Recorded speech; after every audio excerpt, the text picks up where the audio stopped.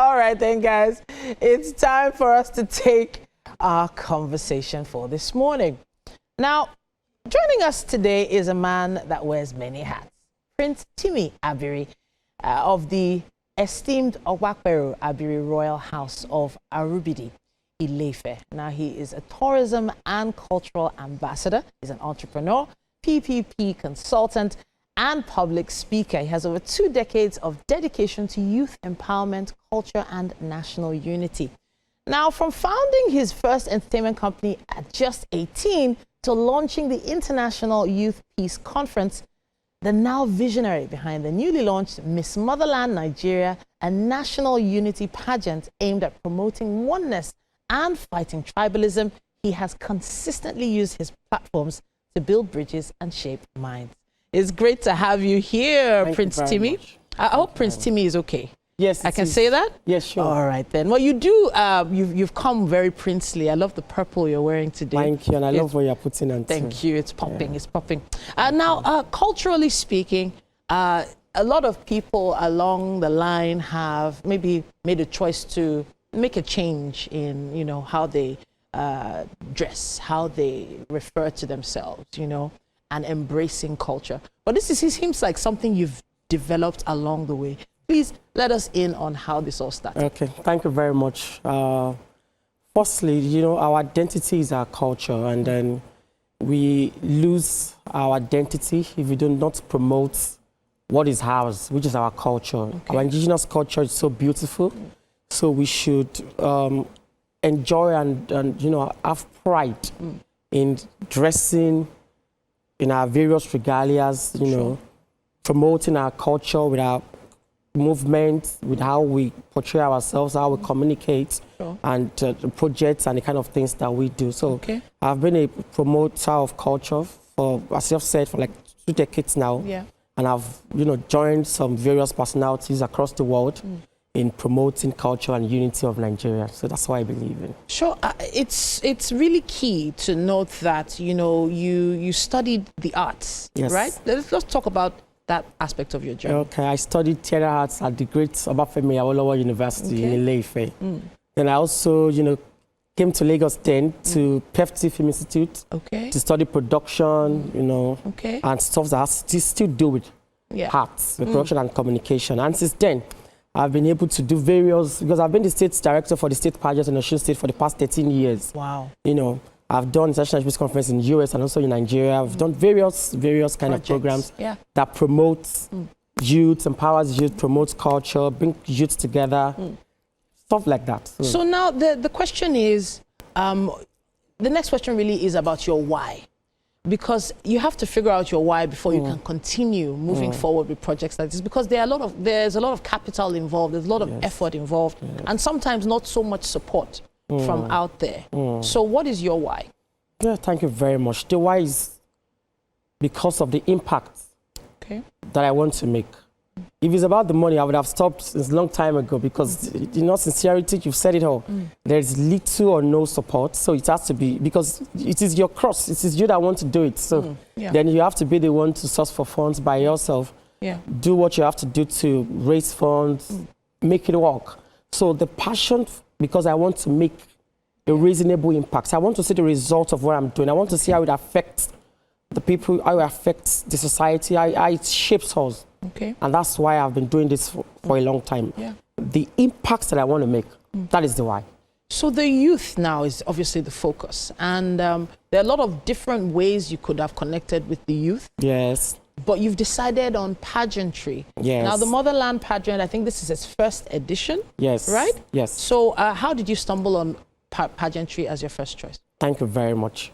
Well, when I was in university, when I was studying theater arts, you know, there's something we call initiation. If you study theater arts, when you at your part 1, before you become a real thespian, you do your initiation. So for the purpose of doing initiation, I fell in love with, because initiation, the process and everything is similar to pageantry to an extent. You know, and a pageantry is a work of art. It's where you bring somebody from a nobody. Not like a nobody like that. Like you bring somebody that has no portfolio, that has nothing, basically, and you make them relevant. You make them a personality. So I love the process of bringing someone, like you're mining a raw gold and making it to become something precious. Interesting. So I love that. I love that a lot, transforming lives using pageant. Sure. Now, when you are transforming life, you are empowering them. Of course. You are training them about culture, about unity, about the tourism artifacts we have in our country and across the world, you know. And I'm not the first to do that. A lot of people have done that across the world. President Trump started with pageants in the USA, and he's not the president of the USA. So, so I love what I'm doing. I love pageantry, and that's why I'm doing this, because I love it. So the example you gave, President Trump, wasn't really the area I thought you were going to go, but I see your meaning, I see your point there. But pageantry over the years has also evolved. Yes. It's also changed. A lot of amazing pageant promoters have come from Nigeria, and a lot of pageants are still existing today. Yes, yes. But then, you know, to embark on a brand new pageant, how is this different from what other people have done in the past? Thank you very much, because I've been saying this a lot, and I want people to know that the Motherland pageant is not a regular fashion pageant or a bikini pageant where ladies come on. I'm not trying to condemn that. I'm just saying this is a real cultural reorientation and unity pageant. And this is because of the tribalism that is going on right now in Nigeria on the social media. If you go to the social media, go to the popular blogs that we have, you see the tribalism there, you see how tribes are fighting each other since the last election. So I thought of what we could do, how we could bring these people together, you know, using what they love most. You know, youth love entertainment, youth love all these things. So catching them using entertainment, using pageant, now preaching unity and love through pageantry. That is why the Motherland is different. There will be no bikinis, no bikini, nothing like that in this. It's strictly cultural and unity. Okay, so now I haven't heard the term or the word beauty yet. You've said pageant. You've not said beauty pageant. A lot of people associate pageantry with beauty. And of course, that's been a sort of tailored to what the international standard of beauty has become. So I'm going to touch on two areas now. First of all, is it going to encompass different cultures from right across Nigeria? And then, what is the standard of beauty you are focused on? Are we talking plus size? Are we talking, extra small? Talk to us about that. Thank you very much. You know, the beauty of a woman is not just about the physical output. A woman is a complete, beautiful being. You know, so it's not just about looking dark or looking light, or having been plus or being slim. As long as you have confidence in yourself and your character is beautiful, that is what we are looking for. Beautiful character, strong confidence, patriotic Nigerian. That's what we are looking for. And if you talk about standard of Western pageant, you know, the beauty, the paparazzi and everything, that's a good thing. But we are not focused on that kind of thing. We are focused more on the main agenda, which is cultural reorientation and unity. So the person, someone that has patriotic Nigerians, that has all those attributes, and that have a beautiful character, that see no difference between Hausa, Yoruba, Igbo, or the other tribes. Someone that sees a Nigerian as a fellow Nigerian, motherland, the same place, the same people. Those are the kind of people we want there. So now a lot of pageant. I'm sorry to compare the pageant to others that have existed, but that's really basically the standard right now. But there are 36 states. There's over 500 different living languages in Nigeria.